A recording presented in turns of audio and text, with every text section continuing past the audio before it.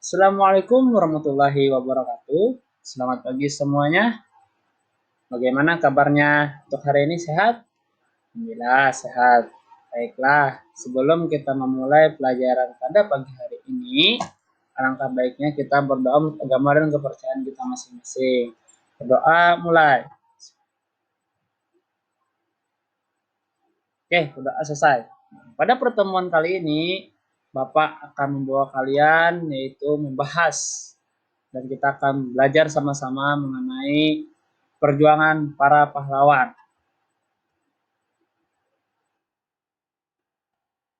Hari ini kamu akan belajar tentang pahlawan. Tahukah kamu apa yang dimaksud dengan pahlawan? Jadi kita akan belajar tentang pahlawan. Oke, baik murid-murid, tolong perhatikan gambar berikut ini.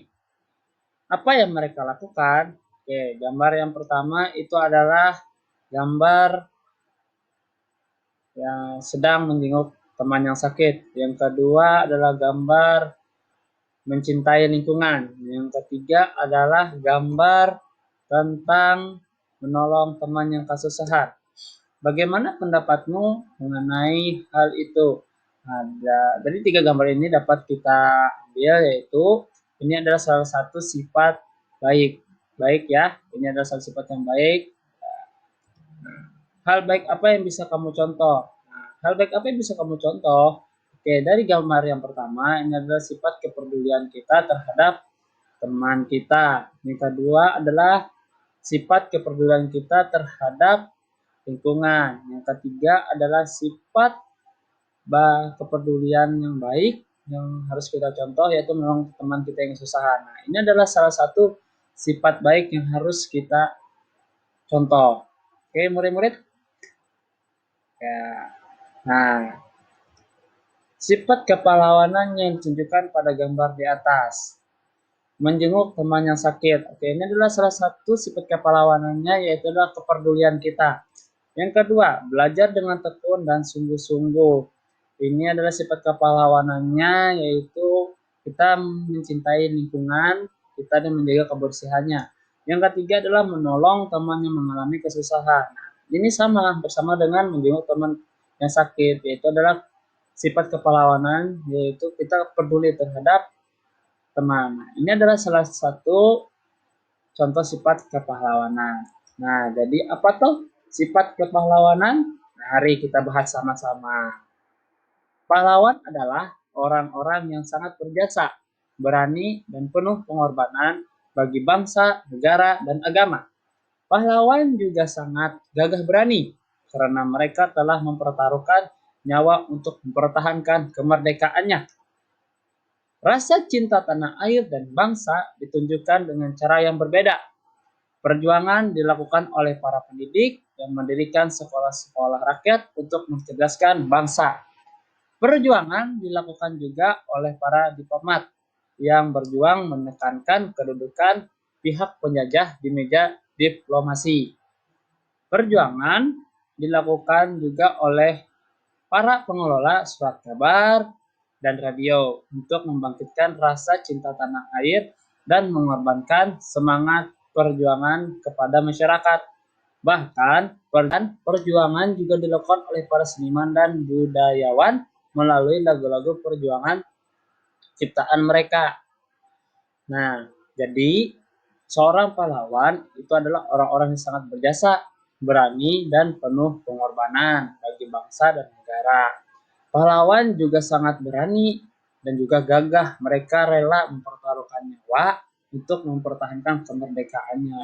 Rasa cinta tanah air dan bangsa ditunjukkan dengan cara yang berbeda. Nah, bagaimana caranya buat murid-murid menunjukkan rasa cinta tanah air?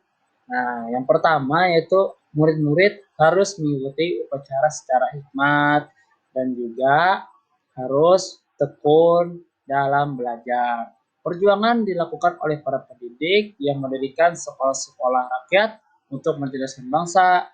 Perjuangan juga dilakukan oleh diplomat yang berjuang menekankan dan kedudukan pihak penjajah di meja diplomasi. Nah, di sini juga pejuang juga mengelola surat kabar dan radio untuk memberikan rasa cinta tanah air. dan mengorbankan semangat perjuangan kepada masyarakat. Nah, di sini juga ada juga bahkan pejuang juga melakukan oleh para seniman dan budayawan melalui lagu-lagu perjuangan ciptaan mereka. Nah, jadi seperti itu mengenai sifat pahlawan. Menolong orang lain dengan ikhlas, berani, dan gigih merupakan sikap yang dimiliki oleh pahlawan. Untuk menghargai mereka, kamu bisa menjalani sikap kepahlawanan dalam kehidupan sehari-hari. Nah, salah satunya yang tadi yaitu yang pertama, kita harus peduli terhadap teman. Yang kedua, kita harus tekun belajar. Yang ketiga, kita harus mengikuti upacara yang hikmah. Nah, itu salah satu contoh sifat kepahlawanan. Oke, kita lanjut. Bagaimanakah perjuangan para tokoh di masa kerajaan Hindu, Buddha, dan Islam? Bagaimanakah sikap kepahlawanan yang mereka miliki? Nah, di sini kita akan membahas yaitu perjuangan para tokoh di masa kerajaan Hindu, Buddha, dan Islam. Bahkan kita juga akan membahas bagaimana sikap kepahlawanan yang mereka miliki. Oke, kita masuk ke materinya. Nah, di sini ada sebuah nama kerajaan yaitu Raja Purnawarman, Panji segala raja. Raja Purnawarman mulai memerintah kerajaan Tarumanagara pada tahun 395 Masehi. Pada masa pemerintahannya, ia selalu berjuang untuk rakyatnya. Ia membangun saluran air dan memberantas perompak. Raja Purnawarman sangat memperhatikan kesejahteraan rakyatnya. Ia memperbaiki aliran sungai Gangga di daerah Cirebon. 2 tahun kemudian ia memperbaiki dan memperindah aliran sungai Cupu sehingga air bisa mengalir ke seluruh kerajaan.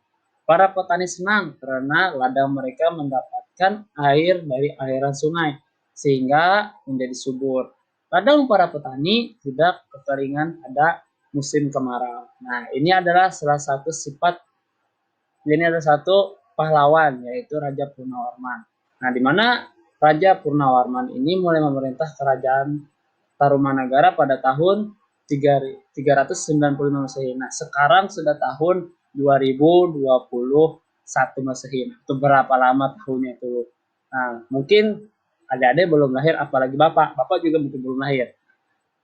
Pemerintahannya ia selalu berjuang untuk rakyat. Dia selalu berjuang untuk rakyat, dia membela rakyat. Sehingga dia membangun saluran air dan memberantas perompak. Tahu kan perompak, murid-murid? Nah, perompak itu yang biasa ada di kapal. Dia merompak, dia terus datang ke ladang, merampas hak orang lain. Nah, itu perompak. Sejenisnya ya, kalau kita bahasa daerahnya maling, ya seperti itu. Raja Purnawarman sangat memperhatikan kesejahteraan rakyatnya. Dia peduli terhadap kesejahteraan rakyatnya. Kalau rakyatnya tidak sejahtera, nah dia akan merasa sedih gitu. Dia memperbaiki aliran sungai Gangga di daerah Cirebon. 2 tahun kemudian, ia juga memperbaiki dan aliran sungai Cupu sehingga air bisa mengalir ke seluruh kerajaan.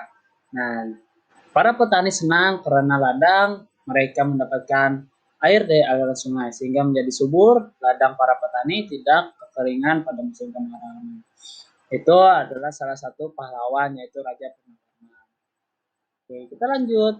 Raja Purnawarman juga berani memimpin angkatan laut kerajaan Tarumanagara untuk memerangi bajak laut yang merajalela di perairan barat dan utara kerajaan. Setelah Raja Purnawarman berhasil membasmi semua perompak, keadaan menjadi aman. Rakyat di kerajaan Tarumanagara hidup aman dan sejahtera.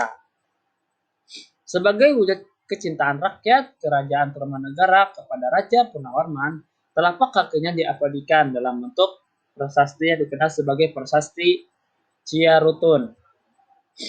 Nah, ini adalah salah satu foto Raja Purnawarman.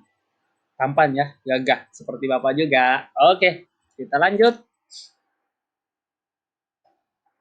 Perjuangan yang dilakukan oleh Raja Purnawarman. Perjuangan apa saja sih yang dilakukan Raja Purnawarman untuk kerajaan Tarumanagara? Yang pertama, perjuangan yang dilakukan oleh Raja Purnawarman adalah dia membuat saluran air yang menghubungkan dari Sungai Citarum, Jawa Barat. Yang kedua, beliau selalu berjuang untuk rakyat. Yang ketiga, Raja Purnawarman juga berani memimpin Angkatan Laut Kerajaan Tarumanagara untuk memerangi bajak laut. Luar biasa ya perjuangan dari seorang Raja Purnawarman. Nah, sikap kepahlawanan yang dimiliki oleh Raja Purnawarman adalah, ini ada sikap kepahlawanannya yang dimiliki Raja Purnawarman adalah yang pertama, berani dan pantang menyerah. Luar biasa dalam memberantas kejahatan untuk keamanan dan kesejahteraan rakyat. Ternyata selain dia memiliki perjuangan yang baik dan bagus, Raja Purnawarman juga memiliki sifat kepahlawanan yang luar biasa. Dia berani dan juga pantang menyerah untuk memberantas kejahatan, untuk untuk keamanan dan kesejahteraan rakyatnya. Luar biasa untuk Raja Purnawarman ya. Oke, lanjut. Apa yang dirasakan rakyat Kerajaan Tarumanagara atas perjuangan yang dilakukan oleh Purnawarman? Dampak perjuangan yang dilakukan oleh Raja Purnawarman bagi rakyat Tarumanagara adalah karena ladang milik mereka mendapatkan air dari aliran sungai, sehingga menjadi subur dan tidak menderita kekeringan pada musim kemarau. Keadaan menjadi aman karena para perompak telah dikalahkan. Rakyat Kerajaan Tarumanagara hidup aman dan sejahtera. Menurutmu bagaimana kehidupan rakyat Kerajaan Tarumanagara jika rajanya tidak memiliki sikap kepahlawanan? Nah, jika Kerajaan Tarumanagara tidak dipimpin oleh Raja Purnawarman, kehidupan rakyat tidak akan aman dan sejahtera. Karena tidak ada yang memperbaiki saluran air, tidak ada yang memberantas perompak, tetapi mungkin saja akan ada tokoh lain yang melakukan hal tersebut. Nah, oke, ini adalah salah satu perjuangan yang dilakukan oleh Raja Purnawarman. Nah, di sini upaya Purnawarman mengatasi banjir. Di sini ada Purnawarman memperkuat tanggul Sungai Cupu yang mengalir sampai ke Subang, termasuk wilayah Tarumanagara. Di sini juga melanjutkan pembangunan kanan Sungai Gomomati, Sunda. Di sini juga ada Raja Purnawarman memperbaiki aliran dan memperdalam Sungai Citarum, dan juga yang terakhir ada menggeruk dan memperkuat tanggul Sungai Gangga, satu Gangga di Cirebon. Nah, ini adalah salah satu candi Cangkuang yang masih ada sampai saat ini. Nah, ini salah satu telapak kaki Raja Tarumanagara yang diprasestikan. Oke, lanjut. Berikut adalah beberapa tokoh dan peninggalan masa kerajaan Hindu, Buddha, dan Islam. Peninggalan yang mereka wariskan bukan saja benda bersejarah, tapi juga pemikiran dan nilai-nilai perjuangan yang telah menginspirasi bangsa Indonesia. Nah, ini adalah salah satu para pahlawan di kerajaan Hindu, Buddha, dan Islam. Kita lihat yang pertama di sini ada Sultan Iskandar Muda, yaitu kerajaan Aceh di negara Aceh. Selanjutnya ada Sultan Hasanuddin, ayah dari kerajaan Goa Toltong Makassar. Selanjutnya ada Raja Bala Putra Dewa. Selanjutnya juga ada kerajaan yaitu Majapahit, Gajah Mada, dan Raja Hayam Wuruk. Nah, kerajaan di Majapahit. Ini adalah salah satu prasasti Ciaretun, peninggalan kerajaan Tarumanagara di Bogor. Oke, mari kita bahas satu persatu. Yang pertama, perjuangan apa yang telah dilakukan oleh Raja Bala Putra Dewa? Yang pertama, membangun armada laut yang kuat. Yang kedua, pada masa pemerintahan Bala Putra Dewa, Sriwijaya mengalami kejayaan. Yang ketiga, Raja Bala Putra Dewa dengan bantuan Raja Dewa Paladewa di Pali telah mendirikan Vihara di Nalanda, India, bagi pelajar-pelajar Nusantara yang belajar agama Buddha di Nalanda. Perkembangan pelayaran dan perdagangan Selat Melaka semakin pesat, sikap yang dimilikinya berani, tegas, dan memimpin. Nah, ini adalah salah satu raja dari Bala Putra Dewa. Beliau membangun armada yang kuat. Yang kedua, beliau juga Pada masa pemerintahan beliau juga kerajaan di Sriwijaya mengalami kejayaan dan juga Raja Balaputra Dewa juga membangun vihara di Nalanda bagi pelajar-pelajar Nusantara yang belajar agama Buddha di Nalanda. Dan juga perkembangan pelayaran dan perdagangan di Selat Malaka semakin besar. Sikap yang dimiliki oleh seorang raja Balaputra Dewa yaitu berani, tegas dalam memimpin. Ini bisa kita contoh dari sifatnya Balaputra Dewa. Selanjutnya, ada yang tahu ini gambar siapa? Oke, tepat sekali, yaitu Sultan Iskandar Muda. Perjuangan apa yang telah dilakukan oleh Sultan Iskandar Muda? Oke, yang pertama, memperluas wilayah Aceh sampai ke Semenanjung Malaysia. Yang kedua, Aceh mengalami masa kejayaan karena menjadi pusat perdagangan dan pengembangan ajaran Islam. Yang ketiga, sifat dari Sultan Iskandar Muda adalah gigih, pemberani, dan rela berkorban. Ini adalah perjuangan yang dilakukan oleh Sultan Iskandar Muda. Oke, lanjut. Nah, ini tahu gambarnya siapa? Pahlawan siapa ini? Patimura, bukan Patimura, yaitu adalah Sultan Hasanuddin. Nah, Sultan Hasanuddin, perjuangan apa saja yang telah dilakukan oleh Sultan Hasanuddin? Yang pertama, Sultan Hasanuddin sangat gagah berani dalam melawan Fox. Yang kedua, beliau berani mengorbankan seluruh hidup, kesenangan, serta kemewahan, serta untuk membela kehormatan bangsa dan negaranya. Yang ketiga, beliau membela kehormatan negara dan mempertahankan setiap jangkal tanah airnya dengan tetesan darahnya. Sifat yang dimiliki oleh beliau yaitu gigih, pemberani, dan rela berkorban. Ini adalah salah satu perjuangan dari Sultan Hasanuddin. Nah, ini ada dua gambar. Yang pertama, ini adalah Gajah Mada. Yang kedua adalah raja dari Hayam Wuruk. Ini adalah salah satu kerajaan di Majapahit. Perjuangan apa yang telah dilakukan oleh Gajah Mada dan Hayam Wuruk? Oke, yang pertama, Gajah Mada dan Hayam Wuruk telah berhasil mempersatukan Nusantara. Yang kedua, Gajah Mada dalam mengembangkan tugas dan tanggung jawabnya baik tak kala masih menjadi prajurit patih hingga panglima perang. Tak kala kerajaan Majapahit diserang oleh Rakuti Gajah Mada menyelamatkan Raja Jayanegara beserta keluarganya.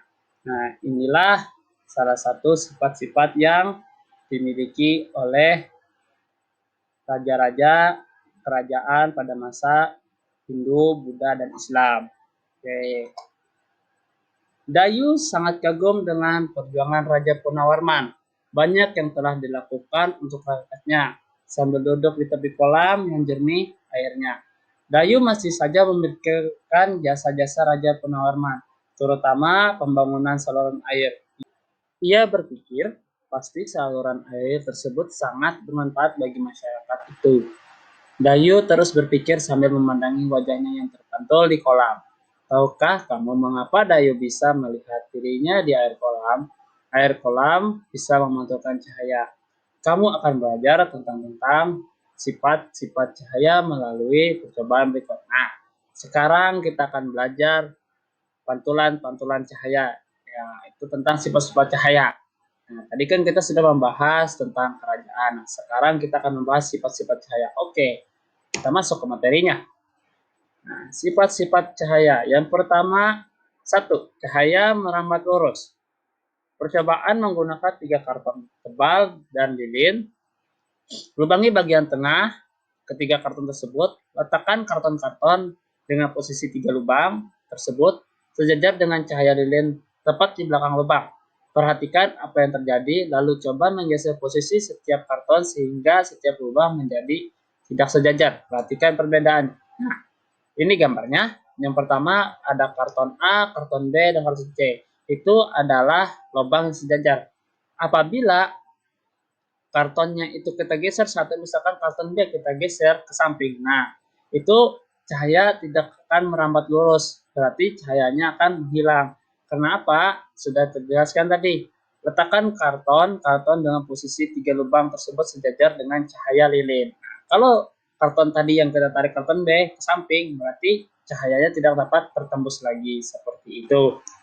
Lanjut, yang kedua, sifat cahaya yang kedua adalah cahaya menembus benda bening. Percobaan menggunakan cahaya matahari atau sinter, gelas, benda-benda transparan bening, benda-benda berwarna gelap, dan benda-benda bening tetapi berwarna. Letakkan peralatan seperti pada gambar. Arahkan cahaya ke tembok berwarna putih, perhatikan apa yang terjadi. Nah, ini ya contoh gambarnya. Nah, ini menggunakan cahaya senter yang dimana ini juga ada bahannya, ada gelas. Nah, gelas ini adalah gelas yang transparan berbentuk kaca. Jadi, pada saat kita memberikan cahaya senter, gelas dia akan tembus kepada gelas tersebut dan akan masuk ke dinding cahayanya itu. Oke, selanjutnya sifat cahaya yang ketiga adalah cahaya dapat dipantulkan. Percobaan menggunakan dua cermin datar dan senter. Coba pantulkan cahaya senter menggunakan cermin. Coba berbagai jenis cermin yang berbeda dengan dan gunakan lebih banyak cermin. Amatilah apa yang terjadi pada cahaya pantulan. Nah, ini adalah percobaan yang ketiga, cahaya dapat dipantulkan. Ini ada cahaya sinter disinterkan ke cermin. Terus cerminnya itu kan memantul, cahaya itu kan memantul ke cermin satunya.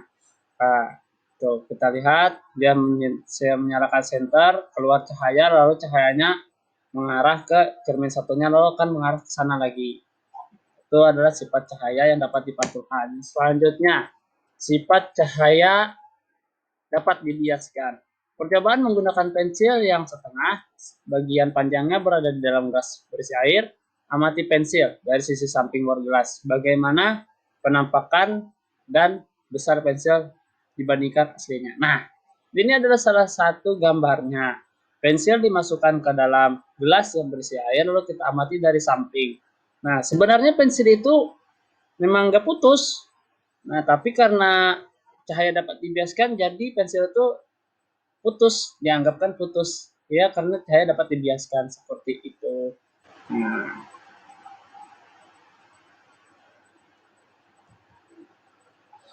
Nah, ini adalah hasil dari percobaan-percobaan. Kita lihat yang pertama, aspek, nama percobaan, tujuan percobaan, dan alat dan bahan. Nah, percobaan pertama, tadi nama percobaannya percobaan cahaya merambat lurus. Tujuan percobaannya mengetahui cahaya dapat merambat lurus. Alat dan bahannya 3 buah karton, sebuah lilin, korek api, dan isolasi. Percobaan kedua, cahaya dapat menembus benda bening. Nah, tujuan percobaannya mengetahui cahaya dapat menembus benda bening. Alat dan bahannya cermin datar, lampu senter. Nah, percobaan ketiga yaitu cahaya dapat dipantulkan. Mengetahui cahaya dapat dipantulkan, cermin datar, lampu dan sinter itu alat dan bahannya. Percobaan keempat yaitu cahaya dapat dibiaskan. Tujuan percobaan mengetahui cahaya dapat alat dan bahannya yaitu sebuah gelas berisi air dan juga sebuah pensil. Nah, ini adalah yang tadi hasil-hasil dari percobaan yang tadi yang sudah dijelaskan Bapak. Nah, langkah kerja tadi sudah dijelaskan Bapak. Jadi hasil pengamatan yang pertama, cahaya lilin atau sinter dari Evan merangkai kardus yang sudah diberi lubang sejajar. Cahaya dapat merambat lurus. Selanjutnya, cahaya senter yang melewati benda bening dapat terlihat, sedangkan sebaliknya pada benda tidak bening seperti kardus, cahaya tidak dapat menembus. Nah, selanjutnya percobaan ketiga, cahaya senter yang diarahkan ke cermin datar dapat memantul. Kalau tidak diarahkan, dia tidak akan dapat memantul. Selanjutnya hasil pengamatan yang keempat, yaitu percobaan keempat, hasilnya adalah pensil yang dimasukkan ke dalam air akan kelihatan bengkok. Nah, jadi seperti itu. Nah, selanjutnya kesimpulan dari hasil pembahasan tadi, berdasarkan dari hasil pengamatan bahwa sifat-sifat cahaya diantaranya yaitu cahaya dapat merambat lurus, cahaya dapat menembus benda bening, cahaya dapat dibiaskan, dan juga cahaya dapat memantul. Nah, seperti itu penjelasannya. Nah, berakhir sudah penjelasan pada pembelajaran kita, yaitu tema 5, subtema 1, perjuangan para pahlawan. Bapak harap apa yang dapat Bapak sampaikan ini dapat kalian pahami dan dapat kalian praktekkan di rumah. Baiklah, Bapak akhiri. pembelajaran pada pagi hari ini. Bapak ucapkan Assalamualaikum warahmatullahi wabarakatuh. Selamat pagi.